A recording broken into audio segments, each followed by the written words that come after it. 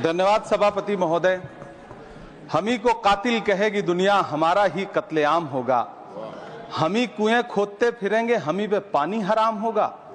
सभापति महोदय, सन 1947 में दिल्ली की जामा मस्जिद की तारीखी सीढ़ियों पर खड़े होकर के भारत रत्न मौलाना अबुल कलाम आजाद साहब ने कहा था कि मुसलमानों कहां जा रहे हो, यह है तुम्हारा मुल्क, यहां तुम्हारे आबाओ अजदाद की कब्रें हैं।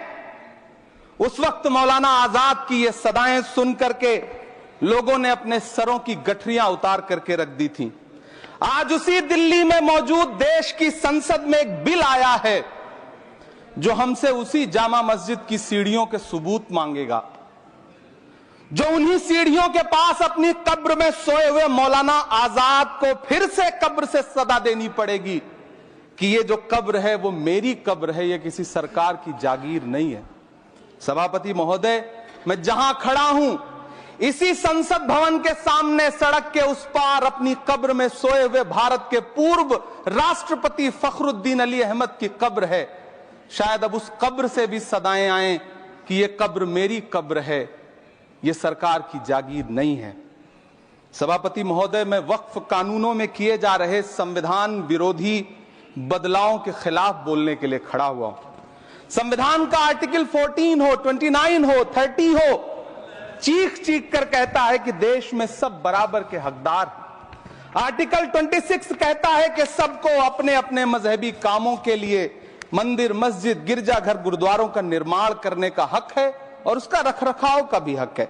लेकिन डॉक्टर बाबा साहब अंबेडकर के संविधान को हर दिन कुचलने वाली ये सरकार देश के मुसलमानों से नफरत में इतनी अंधी हो गई है कि खुलेआम देश की संसद में देश सरकार के माइनॉरिटी मिनिस्टर साहब और होम मिनिस्टर साहब झूठ बोलते हैं और देश को गुमराह करते हैं। झूठ शब्द असत्य बोलते हैं। सरकार ने इस बिल का नाम उम्मीद रखा है।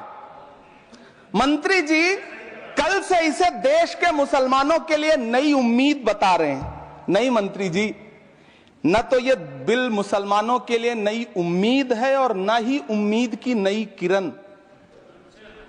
सभापति महोदय, भाजपा ने पूरे देश में वक्फ के नाम पर कई सारे झूठ फैलाए हैं। आइए आज उनकी सच्चाई पर बात करते हैं। वक्फ ट्रिब्यूनल को ऐसे बताया जाता है जैसे वक्फ ट्रिब्यूनल कोई मजहबी खाप पंचायत हो।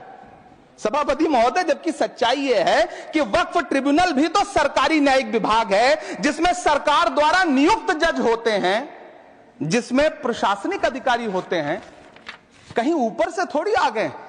सभापति महोदय, देश के गृह मंत्री जी ने इसी सदन में कहा कि वक्फ ट्रिब्यूनल के फैसले के खिलाफ कोई कोर्ट नहीं जा सकता, जबकि सच यह है कि वक्फ एक्ट 1995 की धारा 83(9) के तहत हाई कोर्ट वक्फ ट्रिब्यूनल के फैसले की न सिर्फ समीक्षा कर सकता है बल्कि उसे बदल भी सकता है। सच तो यह है कि वक्फ बोर्ड खुद अपनी जमीनों के लिए कई सारी कोर्ट में मुकदमे लड़ रहा है। सभापति महोदय, दिल्ली की जिन 123 संपत्तियों को लेकर कल माइनॉरिटी मिनिस्टर, होम मिनिस्टर साहब और अभी आदरणीय नेता सदन बात कर रहे थे, आइए उनकी सच्चाइयों पे भी बात करते हैं। 1911 में जब अंग्रेजी हुकूमत ने कोलकाता के बजाय दिल्ली को राजधानी बनाने का फैसला किया तो रायसीना हिल्स के चारों तरफ जो मुसलमानों की ढेर सारी जमीनें थी उनको एक्वायर किया गया और लुटियन को इसकी तामीर की जिम्मेदारी सौंपी गई। सेंट्रल विस्टा की तरह लुटियन जोन का मेगा प्लान तैयार हुआ, लेकिन उस वक्त के मुसलमानों ने उस वक्त की अंग्रेजी हुकूमत से अपनी इबादत गाहों को बचाने के लिए लड़ाई लड़ी। मामला ब्रिटिश गवर्नमेंट तक पहुंचा। तब यह तय हुआ कि वो जो धार्मिक स्थल हैं उन्हें जस का तस रहने दिया जाएगा। इंडिया गेट के बगल वाली मस्जिद हो, जाप्तागंज, सुनहरी बाग मस्जिद हो, पार्लियामेंट रोड वाली मस्जिद हो, ऐसी 123 संपत्तियों के मैनेजमेंट के लिए 1913 में मुसलमान वक्फ वैलिडेशन एक्ट बना और उसके बाद एक नया शहर बसाया गया जिसे लुटियंस जोन का नाम दिया गया। फिर 1943-45 के बीच एक और समझौता हुआ आजादी से पहले उसके तहत काफी सारी वक्फ जायदादों को सुन्नी मजलिस औकाफ बनाकर उसके अंडर किया गया ताकि उसकी देखरेख की जा सके। गृह मंत्री जी 2 दिन से सदन में जो बात कह रहे हैं वो दरअसल 123 संपत्तियां उसी सुन्नी मजलिस औकाफ के तहत आती। सभापति महोदय, आजाद भारत आजाद हुआ। आजादी के बाद भारत में 1954 में वक्फ एक्ट लागू हुआ, जिसकी धारा 9 के तहत 1964 में केंद्रीय वक्फ काउंसिल का गठन हुआ। दिल्ली की वही 123 प्रॉपर्टीज को 1970 में सर्वे गजट करके गजट नोटिफाई किया गया। इसके निपटारे के लिए पूर्व प्रधानमंत्री इंदिरा जी के द्वारा 1974 में एक बर्नी कमेटी बनाई गई।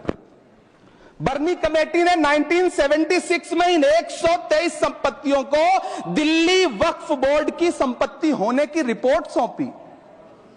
उस रिपोर्ट के आधार पर 1984 में कांग्रेस सरकार ने उन 123 प्रॉपर्टीज को दिल्ली वक्फ बोर्ड को सौंपने का फैसला किया, जिसके खिलाफ विश्व हिंदू परिषद कोर्ट गई।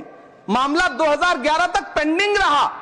फिर 2011 में कोर्ट ने सरकार को आदेशित किया कि इसका निपटारा करो। तब 2013 में तत्कालीन यूपीए सरकार ने दिल्ली की उन्हीं 123 जायदादों को बर्नी कमेटी की सिफारिशों के मुताबिक वक्फ बोर्ड के हवाले किया। यही वो प्रॉपर्टीज हैं जिनके नाम से गृह मंत्री जी कल से कांग्रेस को कोस रहे हैं।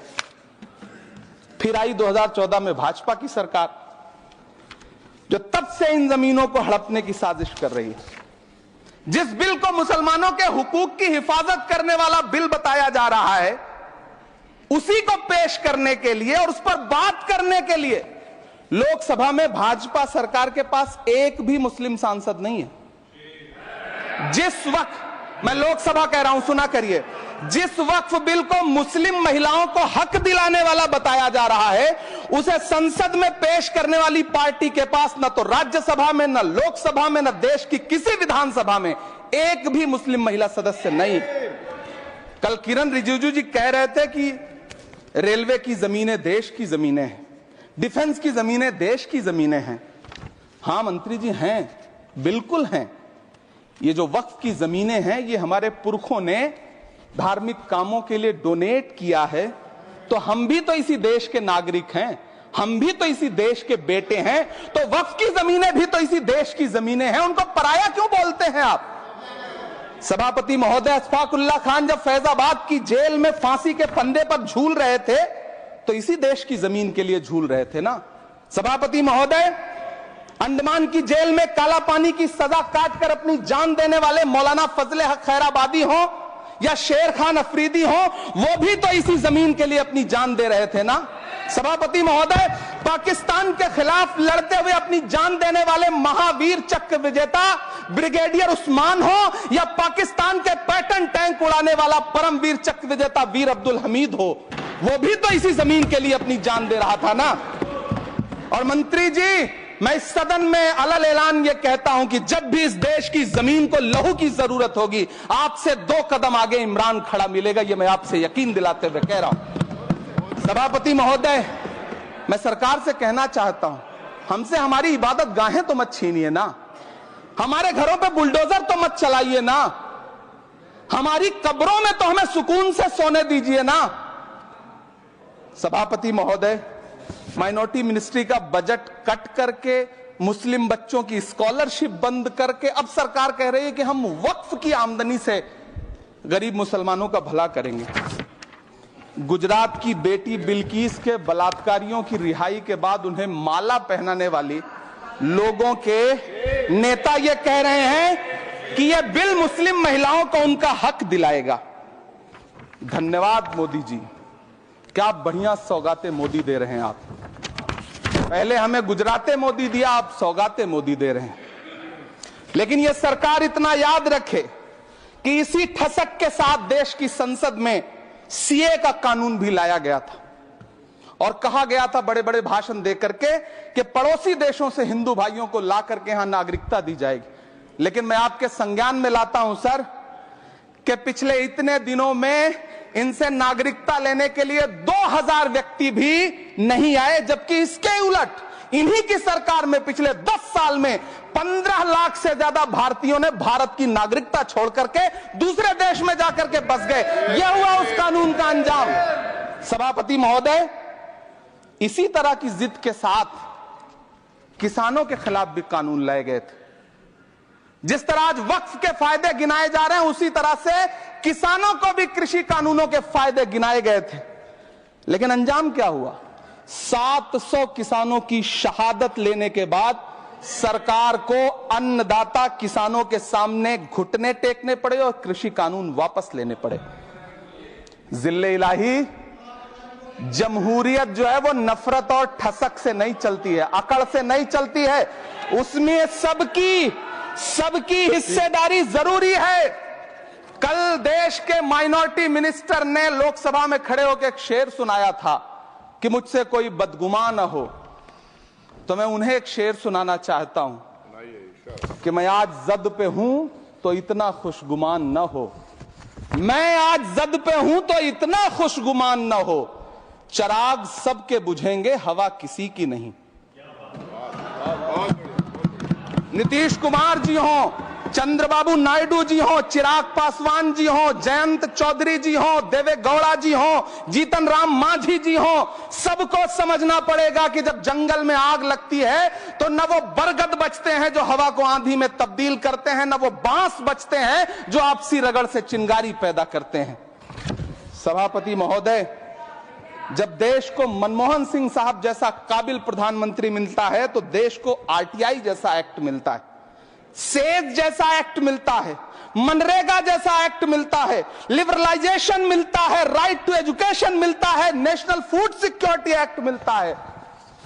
लेकिन जब देश को सौगातें मोदी मिलती है तो क्या मिलता है? सीए मिलता है, फॉर्म्स लॉ मिलता है, आर्टिकल 370 मिलता है, इलेक्टोरल बॉन्ड जैसा एक्ट मिलता है और वक्फ अमेंडमेंट एक्ट जैसे बिल देश को मिलते हैं।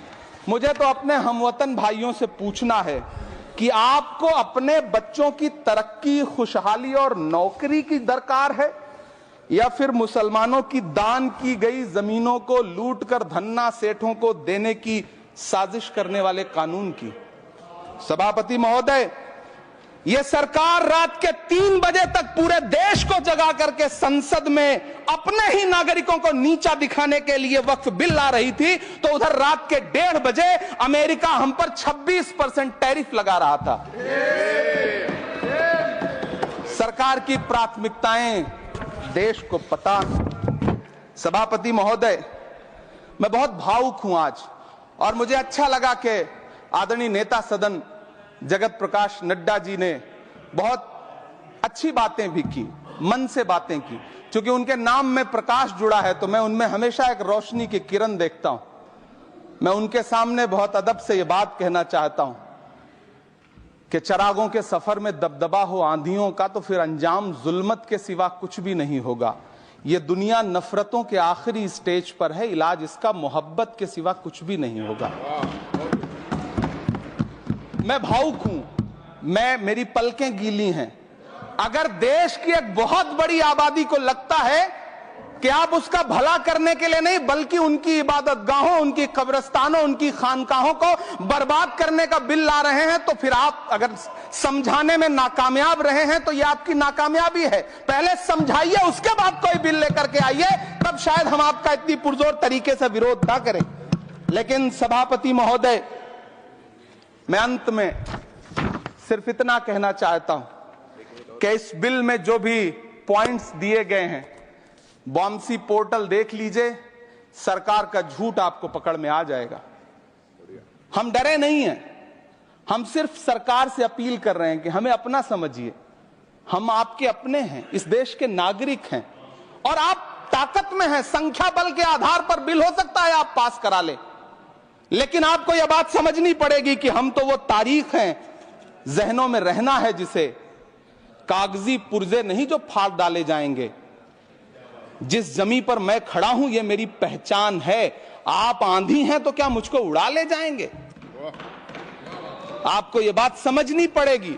आपको अगर इतना विपक्ष की तरफ से पहले जेपीसी में इतने सारे पॉइंट्स आए और उसके बाद कल से लोकसभा में और राज्यसभा में सुझाव आप सुनने को तैयार नहीं है, लोगों की शंका को दूर करने के बारे में आप बिल्कुल सोच नहीं रहे, बस आप कह रहे हैं यह बिल उम्मीद की नई किरण है। नहीं साहब, इसे भले किरण जी लेके आए हैं, लेकिन ये उम्मीद की नहीं बल्कि नाउम्मीदी की किरण है। और इस देश की एक बहुत बड़ी आबादी इस बात से खदशे में है, शक में है कि आप सीधे उनकी जमीनों को लूट करके धन्ना सेठों को बेचना चाहते हैं। मेरी अब भी आपसे अपील है कि इस बिल को वापस लीजिए। यह बिल कहीं से आपके अपने नागरिकों के लिए अच्छा नहीं है। यह बिल सिर्फ इस देश के मुसलमानों को नीचा दिखाने का और अपने एक ऐसे मतदाता वर्ग को खुश करने का बिल है जिनको इस बिल के पास हो जाने से कुछ मिलेगा भी नहीं।